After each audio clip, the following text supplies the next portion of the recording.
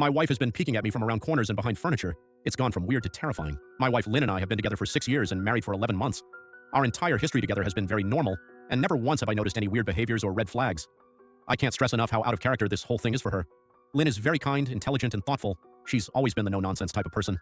Being childish or trying to scare me is not something she'd normally do. She doesn't even like watching horror movies. When we first started dating, she agreed to watch The Shining with me because she knew how much I loved horror. She was so scared that she didn't even make it through half of the movie before we had to turn it off. She isn't into anything creepy and has never been into pranks. It's just not her cup of tea.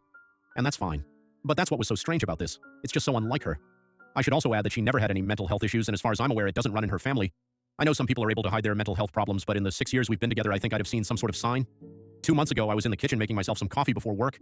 I was running a bit late that morning and knew I wouldn't be able to make it to Dunkin' Donuts for my usual morning fix. I took a sip of my coffee as I hurried down the hall towards the front door, when I happened to notice Lynn peeking at me from around the corner ahead of me. I could only see her eyes, and a strand of her long dark hair hanging against the wall. The rest of her body was concealed behind the corner.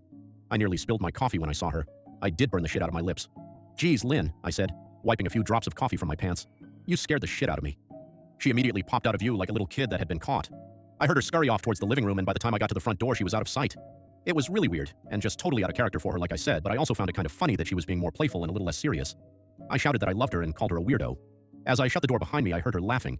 Her behavior was a bit odd, but it certainly wasn't something to call a priest over. I forgot about it by lunch, and by the time I got home, she was her normal self. I didn't bring it up, and neither did she, and life went on. The next incident happened 3 days later. It was around 2 a.m., and I had woken up to get a drink. I was standing at the kitchen island, jug of Oj in hand, when I felt a strong feeling that I was being watched. For whatever reason, I looked down at the floor and saw my wife's smiling face staring back. She was peeking at me from the other side of the island, staring up at me with wide, unblinking eyes and grinning. Grinning like the Cheshire Cat. I screamed, I'll admit it. Not out of irritation, but fear. For some reason, at that moment, I was scared. At the sound of my scream, Lynn scuttled backwards out of my view, her hands and feet smacking the tile floor as she hurried out of the kitchen on all fours. I didn't run after her or even yell after her. I just stood there frozen in shock, wondering what fuck had possessed her to do that.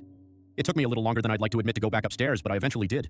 When I got to our bedroom, Lynn was lying on her side, asleep, or at least pretending to be. I stood there for a while watching her breathing to be sure she really was asleep. I had the feeling she might jump out at me the moment I got into bed. But she didn't. I climbed into bed and she didn't even move. Her breathing was soft and deep, and I was starting to wonder if I'd dreamt the whole thing. The next morning, I waited for her to come down for coffee, and after handing her a mug and kissing her cheek, I decided to ask her about it.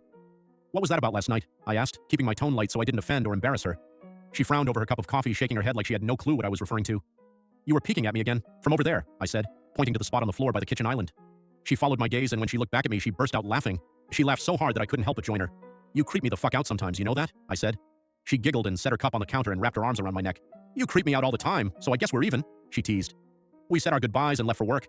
As I drove, I kept thinking about how creepy it had been seeing her grinning at me from behind the island like that. The sounds her hands made on the floor as she crawled away. I told myself she was just trying to be silly, just trying to join me in my love of all things horror.